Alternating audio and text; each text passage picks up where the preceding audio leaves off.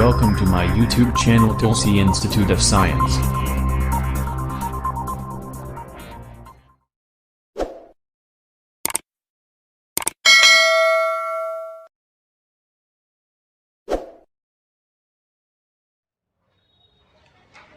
चलिए शुरू करते हैं क्लास 10 की केमिस्ट्री का तीसरा चैप्टर धातु अधातु। सबसे पहला क्वेश्चन है, निम्नलिखित में कौन बीजातीय है? निम्नलिखित में कौन बीजातीय है? देखिए इसमें first option iron, copper, calcium और नाइट्रोजन, ये आपका धातु है। ये भी क्या है? धातु है। ये भी क्या है? धातु है। और ये क्या है? अधातु है। तो देखिए तो ये तीनों का तीनों सेम है, लेकिन ये इसका प्रॉपर्टी जो है वो क्या है? अलग है, यानी नाइट्रोजन अधातु है। आपको बीजातीय पहचानना था, निम्नलिखित में कौन बीजातीय है, तो नाइट्रोजन यहाँ बीजातीय हो जाएगा। इसका सिंबल N होता है, एटॉमिक नंबर 7 हो जाएगा, कोई दिक्कत नहीं। कॉन्फ़िगरेशन की बात करते हैं तो 1s2, 2s2 और 2p3 हो जाएगा। फर्स्ट सेल में 2 इलेक्ट्रॉन और सेकेंड वाले में कितना इलेक्ट्रॉन? 5। एक बात याद रखिएगा कि जिस एटम के आउटर मोस्ट ऑर्बिट में, आउटर मोस्ट सेल में 1, 2 या 3 इलेक्ट्रॉन होंगे, उसको हम लोग धातु कह देते हैं। और जिसके बातम कक्षा में 5, 6 या 7 इलेक्ट्रॉन हैं, वो बाबू हो जाता है अधातु। और जिसके बातम कक्षा में 4 हैं, उसमें से कुछ उपधातु भी हैं और कुछ इसमें से क्या हैं? अधातु हैं। तो आप यहाँ देख रहे हैं नाइट्रोजन के आउटर मोस्ट ऑर्बिट में कितना इलेक्ट्रॉन है? 5। तो जिसके बातम कक्षा में 5, 6 या 7 इलेक्ट्रॉन हो, उसको क्या कह देंगे? अधातु। कोई दिक्कत? चलिए, निम्नलिखित में कौन धातु है? फिर उसी के जैसा क्वेश्चन है, निम्नलिखित में कौन धातु है? तो निम्नलिखित में कौन धातु है, तो सबसे आसान सा उपाय है, सब का आप क्या कीजिए? Electronic configuration. अगर आपको नहीं आता है तो आप सब का पहले इलेक्ट्रॉनिक कॉन्फ़िगरेशन। नाइट्रोजन का सिंबल N, एटॉमिक नंबर 7, इसमें नंबर ऑफ प्रेजेंट इलेक्ट्रॉन 7 हो जाएगा। ठीक है, अब इसकी कॉन्फ़िगरेशन लिखते हैं तो 1s2, 2s2 और 2p कितना? 3। फर्स्ट सेल में 2 इलेक्ट्रॉन और सेकंड सेल में कितना? 5। जिसके आउटर मोस्ट सेल में 5 है, उसको क्या कह देंगे? अधातु कह देंगे। आगे ऑक्सीजन का ऑक्सीजन, इसका atomic number 8, number of electron 8। ठीक है, configuration 1s2, 2s2, 2p4। First cell में 2 इलेक्ट्रॉन, आउटर मोस्ट सेल में कितना? 6 इलेक्ट्रॉन। तो ये भी हो जाएगा क्या? अधातु। आगे कॉपर, Cu, एटॉमिक नंबर बाबू इसका 29, नंबर ऑफ इलेक्ट्रॉन इसका 29। 1s2, 2s2, 2p6, 3s2, 3p6, 4s1 और 3d10 हो जाएगा। देखो टोटल हो गया 2 to 4 16, 10 to 12, 12 और 6 कितना? 12, 6 इधर हो जाएगा 18, 19 और ये 29। ठीक है, फर्स्ट सेल में 2 इलेक्ट्रॉन, सेकंड सेल में 8 इलेक्ट्रॉन, थर्ड सेल में टोटल इनका 18। अब आउटर मोस्ट सेल में कितना? 1। तो जिसके आउटर मोस्ट सेल में 1 इलेक्ट्रॉन हो, उसको क्या बोलते हैं? धातु बोलते हैं। चलिए एक और बच्चा है, इसका भी देख ही लेते हैं। सल्फर, एटॉमिक नंबर कितना हो जाएगा? 16, नंबर ऑफ इलेक्ट्रॉन हो जाएगा इनका 16। तो 1s2, 2s2, 2p6, 3s2, 3p6। एक मिनट रुके, 2 to 4 16 और 10 to 12 4n होगा। फर्स्ट सेल में 2 इलेक्ट्रॉन, सेकंड सेल में 8 और इसके आउटर मोस्ट सेल में 6 इलेक्ट्रॉन। तो जिसके आउटर मोस्ट सेल में 5, 6, 7 इलेक्ट्रॉन हो, उसको हम लोग क्या बोलते हैं? Non metal. मतलब क्या? अधातु। मतलब ये आसान सा कॉन्सेप्ट है। अगर आपको धातु निकालना है, अधातु निकालना है, तो आपको ज़्यादा चीज़ जजमेंट करने का ज़रूरत नहीं है। आप उसका एटॉमिक नंबर ध्यान रखिए। अगर आपको एटॉमिक नंबर याद है तो उस एटॉमिक नंबर से आप क्या कीजिए? पहले इलेक्ट्रॉनिक कॉन्फ़िगरेशन पता कर लीजिए। इलेक्ट्रॉनिक कॉन्फ़िगरेशन से आपको पता चल जाएगा कि किसी भी एलिमेंट के, एटम के आउटर मोस्ट ऑर्बिट में कितना इलेक्ट्रॉन प्रेजेंट है। अगर आउटर मोस्ट ऑर्बिट के इलेक्ट्रॉन को आपने पता कर लिया तो एक कॉन्सेप्ट था कि 1 2 3 इलेक्ट्रॉन है तो उसको धातु कहते हैं, अगर 5 6 7 इलेक्ट्रॉन है तो अधातु हो जाएगा। अब 4 वाला कुछ धातु भी है और कुछ उपधातु भी है। यहाँ के हिसाब से आपका आंसर हो जाएगा कौन सा, कॉपर। क्या आंसर हो जाएगा, कॉपर। इनका सिंबल होता है Cu। एटॉमिक नंबर बाबू हो जाएगा 29। क्लियर है। आगे अघात वर्धनीयता गुण है। आगे का क्वेश्चन है अघात वर्धनीयता गुण है, तो अघात वर्धनीयता गुण किस में होगा बाबू, तो धातु में होगा। ये कॉन्सेप्ट सब बच्चा से ही पढ़ते आए हैं कि धातु तन्य होते हैं, धातु अघात वर्धनीय होते हैं। अब कुछ लोग बोलेंगे अघात वर्धनीयता मतलब होता क्या है। अघात वर्धनीयता मतलब होता है किसी सामान को पीट करके प्लेट के जैसा बनाना अघात वर्धनीय कहलाता है, उस गुण को अघात वर्धनीयता कहेंगे। तो गैस को पीट के आप पत्थर तो बना नहीं सकते हैं, अधातु भी नहीं बनेगा। कुछ मिश्र धातु बनते हैं लेकिन ऐसे नॉर्मल नहीं बनेंगे, लेकिन धातु को आप पीट करके पत्थर जैसा बना सकते हैं।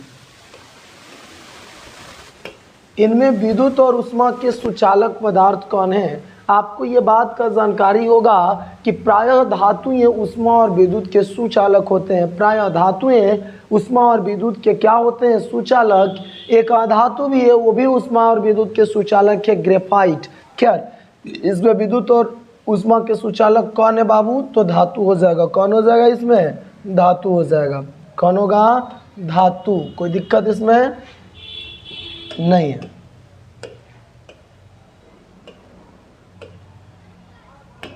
अम्ल धातु के साथ अभिक्रिया कर क्या बनाती है। अगर आप अम्ल को अभिक्रिया करा दे धातु के साथ तो वो क्या बनाएगा।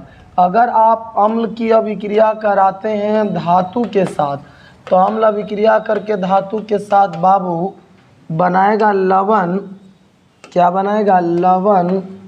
और साथ ही साथ दे देगा हाइड्रोजन गैस। एक एग्जाम्पल भी लेके चलते हैं इनका। एग्जाम्पल है HCl, ये रिएक्शन किया Na के साथ, बनाया क्या NaCl, अब प्लस में दे दिया क्या H2, और बोल देंगे तो H2SO4, ये किसके साथ, Zn के साथ, बनाया क्या ZnSO4, अब प्लस दे दिया क्या H2। कोई इसमें दिक्कत नहीं। आपको क्या समझना है कि अम्ल धातु के साथ अभिक्रिया कर क्या बनाता है, तब बाबू रे अम्ल जो है वह धातु के साथ अभिक्रिया कर लवण और हाइड्रोजन गैस देता है। आपका ए ऑप्शन सही हो जाएगा। धातु के ऑक्साइड मूलतः होते हैं, आपको पिछले अम्ल भस्म वाला में भी बताए थे धातु के ऑक्साइड मूलतः कैसे होंगे। बाबू एक बात याद रखिएगा कि जब भी धातु को आप ऑक्सीजन के साथ रिएक्शन करा लेते हैं तो ये बनाएगा धात्विक ऑक्साइड। क्या बनाएगा, धात्विक ऑक्साइड बनाएगा। और ये जो धात्विक ऑक्साइड है इसका गुण भस्मिक होगा। कैसा होगा, भस्मिक होगा, या आप इसको क्षारीय बोल सकते हैं। क्या बोल सकते हैं, क्षारीय बोल सकते हैं। तो ये हो जाएगा धातु के ऑक्साइड मूलतः कैसे होते हैं, भस्मिक होते हैं। प्रायः देखिएगा धात्विक ऑक्साइड अम्ल के साथ अभिक्रिया कर लवण तथा क्या बनाते हैं, जल बना देते हैं। निम्नलिखित में किस धातु को केरोसिन में डुबा कर रखा जाता है। निम्नलिखित में किस धातु को केरोसिन में डुबा कर रखा जाता है। सोडियम एक ऐसा धातु है जिसे केरोसिन में डुबा कर रखा जाता है क्योंकि वो एटमॉस्फेयर के एयर के साथ बहुत जल्दी रिएक्शन करके आग पकड़ लेता है, जिसके चलते हम लोग क्या करते हैं, सोडियम को केरोसिन में डुबा कर रखते हैं। सोडियम को किस में डुबा के रखते हैं, केरोसिन में। तो यहाँ हो जाएगा आंसर कौन, सोडियम। सोडियम का सिंबल बाबू Na हो जाएगा। इसका एटॉमिक नंबर 11 होता है। एटॉमिक नंबर कितना होगा, 11 हो जाएगा। बॉक्साइट निम्नलिखित में किस धातु का अयस्क है। एक बात याद रखिएगा, हम लोग आगे पढ़ेंगे अयस्क और खनिज के बारे में। ये केमिस्ट्री और ज्योग्राफी दोनों का टर्म है, दोनों में आता है अयस्क और कौन सा, खनिज। खनिज कहा जाता है भूपर्पटी में मौजूद वैसे जिसमें धातु उपस्थित हो उन यौगिकों को या उन पदार्थों को हम लोग खनिज बोल देते हैं। अब आपके पास, आप इसको एक एग्जाम्पल से समझिए, बॉक्साइट से भी आप एल्युमिनियम को निकाल सकते हैं और मिट्टी से भी एल्युमिनियम को निकाल सकते हैं, तो दोनों के दोनों खनिज हो गए एल्युमिनियम के लिए। लेकिन बॉक्साइट से अगर आपको एल्युमिनियम प्राप्त करना है तो कम खर्च में आपको ज़्यादा एल्युमिनियम प्राप्त हो जाएगा, और यही मिट्टी से एल्युमिनियम प्राप्त करना है तो उसमें ज़्यादा खर्च लगेंगे लेकिन कम पैसे के एल्युमिनियम प्राप्त होंगे।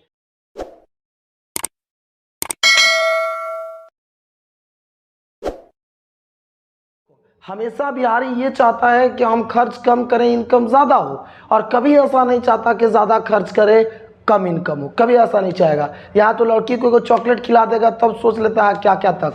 खैर, अब अयस्क वैसे खनिज को कहा जाता है जो कम खर्च में जिससे ज़्यादा धातु प्राप्त किया जा सकता है, उसको हम लोग बोलते हैं अयस्क। तो बॉक्साइट बाबू यहाँ अयस्क है, इससे हम प्राप्त करते हैं किसको? एल्युमिनियम को। किसको प्राप्त करते हैं? एल्युमिनियम को। निम्नलिखित में किस धातु पर वायु का प्रभाव नहीं पड़ता है? तो देखो, जो रिएक्टिव होगा उस पर हवा का प्रभाव पड़ेगा, जो रिएक्टिव नहीं होगा उस पर हवा का प्रभाव नहीं पड़ेगा। तो इसमें आंसर हो जाएगा बाबू गोल्ड। गोल्ड को आप लोग सोना भी कहते हो। गोल्ड को क्या बोलते हो? इनका सिंबल बाबू होता है AU। सोना का सिंबल क्या होता है? AU। लोहा का सिंबल हो जाएगा Fe। सोडियम का तो जानिए गए हैं कि Na होगा। तांबा का होता है कॉपर। कोई दिक्कत इसमें? चलिए, नहीं है। लोहे का परमाणु संख्या कितना है? आपको ये क्वेश्चंस परमाणु संख्या से संबंधित रहेगा। आपसे पूछा लोहे की परमाणु संख्या कितनी है, तो लोहे की परमाणु संख्या बाबू 26 हो जाएगा। कितना हो जाएगा? 26। आयरन का परमाणु संख्या कितना है? 26। लोहा को आप लोग आयरन भी बोलते हो। इसका सिंबल Fe होता है। इसका सिंबल क्या होता है? Fe होता है।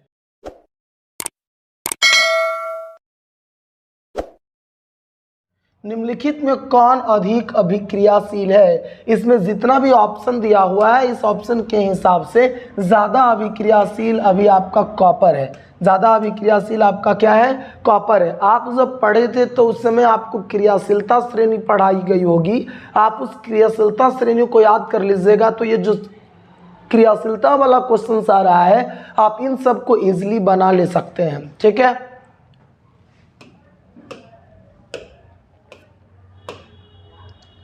लोहा को जिंक से लेपित करने की क्रिया क्या कहलाती है? अगर आप लोहा को जिंक से लेपित कर दीजिएगा तो उसको हम लोग कहते हैं गैल्वेनीकरण। क्या बोलते हैं उसको? गैल्वेनीकरण कहते हैं। और इसलिए लेपित किया जाता है ताकि लोहा पर जंग ना लगे। खैर, हमारी तबीयत थोड़ी खराब है इसलिए आवाज़ भारी भारी निकल रहा होगा। जब सोडियम हाइड्रोक्साइड जिंक से अभिक्रिया करता है तो कौन सा उत्पाद निकलता है? जब सोडियम हाइड्रोक्साइड, लीजिए लिख ही देते हैं NaOH, इसको रिएक्शन बाबू कराना था किसके साथ? जिंक के साथ। तो जिंक के साथ रिएक्शन करके बनाता क्या है? Na2ZnO2। अब प्लस में दे देता है हाइड्रोजन गैस।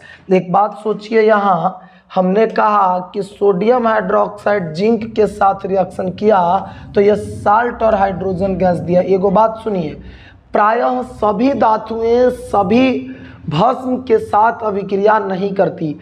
कुछ ही कुछ वैसे भस्म है जिनके साथ कुछ धातु अभिक्रिया करता है। ऐसे प्रायः धातु जो है वो अम्ल के साथ अभिक्रिया कर लवण और हाइड्रोजन गैस इवॉल्व करता है, यानी निकालता है। तो आपको ऑप्शन के हिसाब से अरे इसमें तो ऑप्शन ही नहीं है। नहीं है ये डी वाला Na2ZnO2 और क्या H2 ये निकालता है। आपसे पूछा था सोडियम हाइड्रोक्साइड जिंक के साथ अभिक्रिया कर क्या बनाता है? सोडियम हाइड्रोक्साइड का बाबू सिंबल NaOH है। इसको आप कास्टिक सोडा भी कह सकते हो।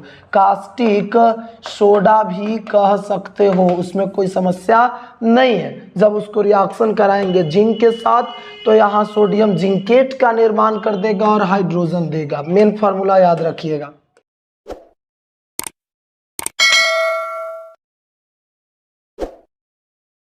ये 15 नंबर क्वेश्चन है कि निम्नलिखित में कौन आयनिक यौगिक है। आपके पास यौगिक दो टाइप के मिलेंगे, एक होते हैं आयनिक यौगिक और दूसरा हो जाएगा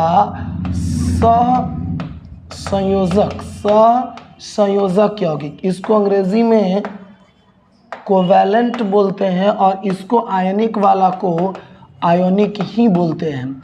आयनों के मिलने से जो यौगिक बनते हैं आयनिक यौगिक कहलाते हैं। इसका मतलब है वैसे यौगिक जिसमें परमाणुओं के बीच इलेक्ट्रॉन का साझा होता है उसको आयनिक यौगिक उसको सहसंयोजक यौगिक बोलते हैं, और जिसमें ट्रांसफर होता है उसको आयनिक यौगिक बोलते हैं। एग्जाम्पल सुन लीजिएगा, Na और Cl। सोडियम अपना इलेक्ट्रॉन क्लोरीन को दे दिया तो सोडियम पे आ गया प्लस चार्ज और क्लोरीन पे आ गया माइनस चार्ज, तो यहाँ आयन्स बन रहे थे। तो NaCl कौन सा यौगिक हो जाएगा? आयनिक यौगिक हो जाएगा। आगे तनी थोड़ा देखते हैं, सहसंयोजक के पास है। तो अब हम बात करते हैं अगर CH4 का, तो कार्बन के वैलेंस शेल में इलेक्ट्रॉन कितना था? 4। ये हाइड्रोजन के साथ शेयरिंग किया है। कौन सी किया है? शेयरिंग किया। शेयरिंग मतलब साझा किया। तोर इलेक्ट्रॉन से हमू काम चलाएंगे और हमर वाली से तू काम चलाओ। तोर वाली से हम चलाएंगे, हमर वाली से तू। तो ये कौन सा साझा हो गया? कौन सा साझा हो गया? जब साझा हो गया तो इससे बन गए कोवैलेंट कंपाउंड। कौन सा कंपाउंड? Covalent compound. तो देखो HCN कोवैलेंट कंपाउंड बनाएगा, CCl4 कोवैलेंट बनाओगा, Ca2 कोवैलेंट बनाएगा, और जो KCl है इसके स्ट्रक्चर को मैं थोड़ा दिखाता हूँ। KCl बनाना है तो पोटेशियम है, क्लोरीन है, इसके वैलेंस शेल में टोटल 7 इलेक्ट्रॉन अवेलेबल है। कितना इलेक्ट्रॉन? 7 इलेक्ट्रॉन, मैंने ऐसा दर्शा दिया। और ये पोटेशियम वाला इसके वैलेंस शेल में 1 इलेक्ट्रॉन है। ये चाह रहा था हम किसी को इलेक्ट्रॉन दे, ये पोटेशियम जो अपना 1 इलेक्ट्रॉन क्लोरीन को दे देता है, तो पोटेशियम पे चार्ज प्लस आ जाएगा, क्लोरीन पे चार्ज कौन सा? माइनस। तो आयनों के मिलने से कौन सा यौगिक बन गया? आयनिक यौगिक। कौन सा यौगिक? आयनिक यौगिक। तो आयनिक यौगिक कौन है? KCl हो जाएगा इसमें। ब्रोमीन अधातु की अवस्था है। बाबू ब्रोमीन अधातु है। एक बात याद रखिएगा, हम लोग पढ़े होंगे कि वैसी कौन सी धातु है जो कमरे के तापमान पर द्रवावस्था में रहता है। तो कमरे के तापमान पर द्रवावस्था में रहता है मरकरी, और वह कौन सी अधातु है जो कमरे के ताप पर द्रवावस्था में रहता है? तो वो ब्रोमीन हो जाएगा। तो आपसे पूछा ब्रोमीन की कौन सी अवस्था है, तब बाबू ब्रोमीन जो है वो द्रवावस्था में रहता है। कौन सी अवस्था में? द्रवावस्था में रहता है। सक्रियता श्रेणी में सबसे क्रियाशील धातु कौन है? तो देखो एक बात बताते हैं, यहाँ ऑप्शन के हिसाब से आपको चलना है। तो इस ऑप्शन के हिसाब से सबसे ज़्यादा क्रियाशील सोडियम है। सबसे ज़्यादा क्रियाशील कौन है? सोडियम। निम्नलिखित में किसे चाकू से काटा जा सकता है? तो चाकू से काटा इसमें जा सकता है बाबू लिथियम को। किसको? लिथियम को। आप कैल्शियम, ओह ठीक पहले से लगा हुआ रह गया। लिथियम को। किसको? लिथियम को। कैल्शियम को तो काट नहीं सकते, कॉपर को भी नहीं काट सकते, आयरन को भी नहीं काट सकते, तो लिथियम को काट सकते हैं। निम्नांकित में कौन उप धातु है? आपसे कहा निम्नांकित में कौन उप धातु है। उप धातु आपको पहचानना है कि निम्नांकित में कौन उप धातु है। उप धातु यहाँ ये तो बाबू धातु है, ये भी क्या है? धातु है, और ये भी क्या है? धातु है। तो ऐसे भी लास्ट वाला बचा हुआ होगा, तो ये उप धातु है। नाम सुनिए, ये Sb एंटीमनी को बोलता है, एंटीमनी को बोलता है। ये तो कॉपर है आपका, जिसको आप तांबा भी बोलते हो। ये तो आयरन है, इसको आप आयरन भी बोलते हो या इसको लोहा कह दोगे। ये निकेल है, ये क्या है? निकेल है। तो एक बात सुनो, आपसे कहा कि कौन उपधातु है, तो उपधातु इसमें कौन हो जाएगा? एंटीमनी। 7 को उपधातु है, यादें रख लीजिएगा, उसको कोई भी पूछ देगा।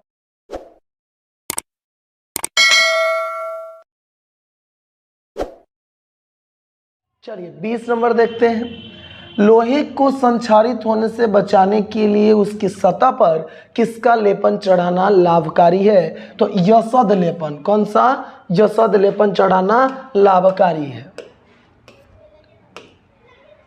निम्नलिखित में कौन सा लवण समुद्री जल से प्राप्त किया जाता है? भारत में 95% सोडियम क्लोराइड समुद्री जल के बाष्पीकरण से प्राप्त किया जाता है। इसमें ऑप्शन में आपका सोडियम क्लोराइड जरूर होगा, है ही यहाँ सोडियम क्लोराइड। निम्नलिखित में कौन सा लवण समुद्री जल में पाया जाता है? तो सोडियम क्लोराइड।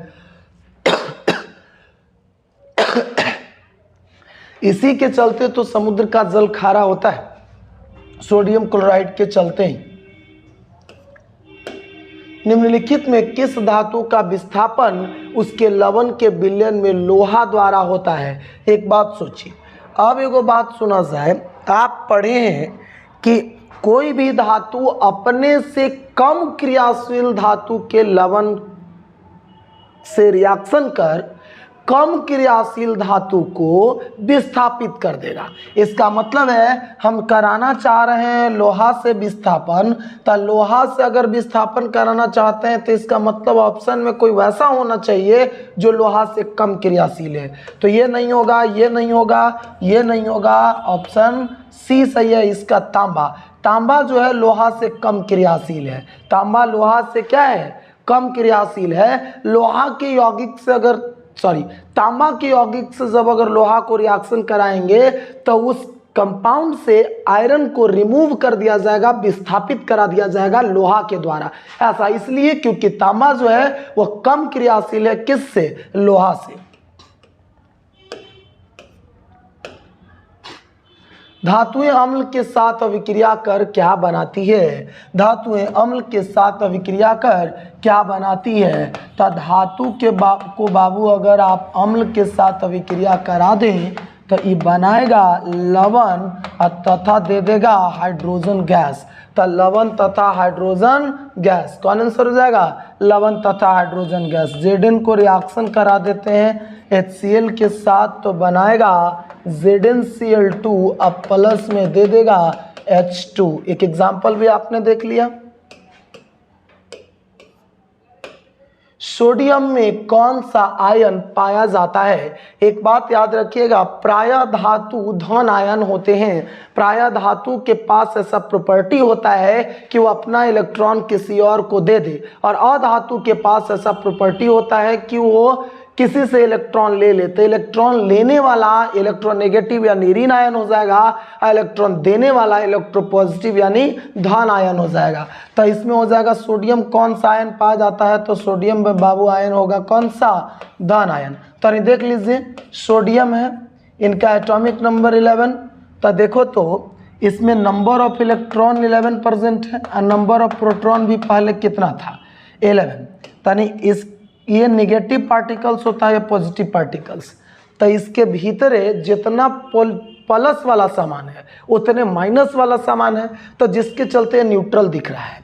अब ये सोडियम जो है वो अपना एक इलेक्ट्रॉन किसी और को दे दिया, तो इधर के कंडीशन में अब इलेक्ट्रॉन इनके पास 10 गो बचा। अब प्रोटॉन इनके पास हूबहू था 11 का 11 ही रह गया। तो अब इन दोनों का कैलकुलेशन कीजिएगा तो सोचिए -10 और +11 प्लस में 1 होगा कि नहीं होगा? तो यह बात बिल्कुल समझ में आ गया होगा कि सोडियम को इलेक्ट्रॉन देने से इस पे प्लस चार्ज कहाँ से आ गया। ऐसा इसलिए आ गया क्योंकि इलेक्ट्रॉन की संख्या तो घट गई लेकिन प्रोटॉन की संख्या नहीं घटी है। इलेक्ट्रॉन की संख्या से प्रोटॉन की संख्या अधिक हो गई, जिसके चलते उस पे प्लस चार्ज आ गया।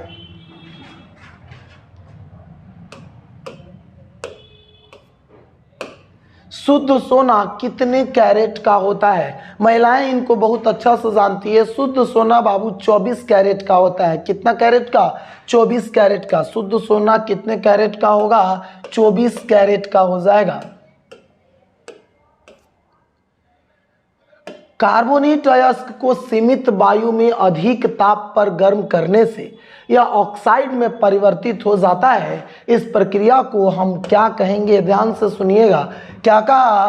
कार्बोनेट अयस्क को सीमित वायु में अधिक ताप पर गर्म करने से यह परिवर्तित हो जाता है किसमें, ऑक्साइड के रूप में। देखो अगर भरपूर मात्रा में आप ऑक्सीजन दीजिए और उसमें किसी सांद्रित अयस्क को धात्विक ऑक्साइड में बदल दिया जाता है तो उस प्रक्रिया को भर्जन या जारण कहते हैं।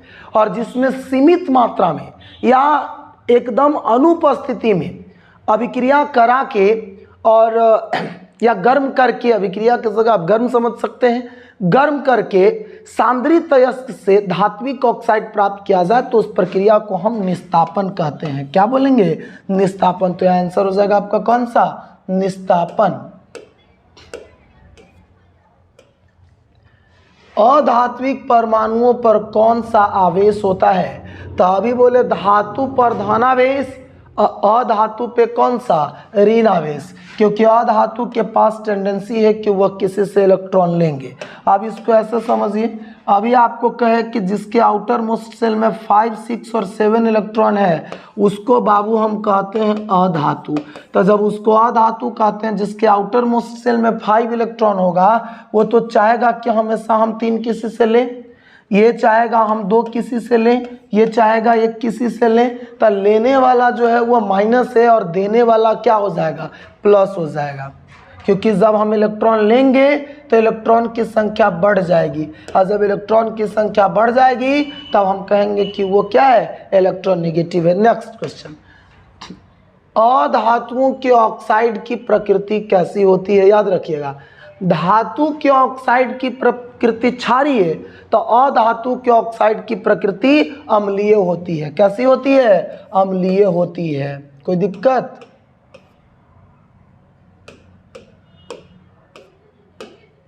इनमें से कौन अवकारक धातु है, अधातु है, इनमें से कौन अवकारक अधातु है।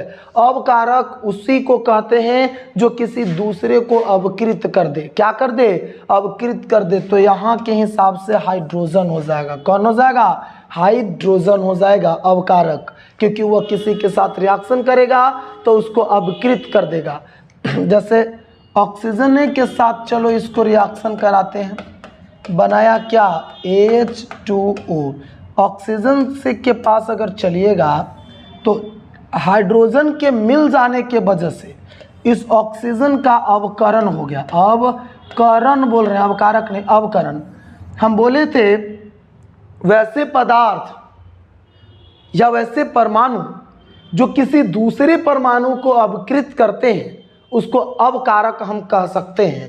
तो हमसे पूछा भी अवकारक है तो हाइड्रोजन यहाँ अवकारक हो जाएगा। लास्ट क्वेश्चन है, सोडियम का परमाणु 1 इलेक्ट्रॉन खाली जगह करके सोडियम आयन बनाता है।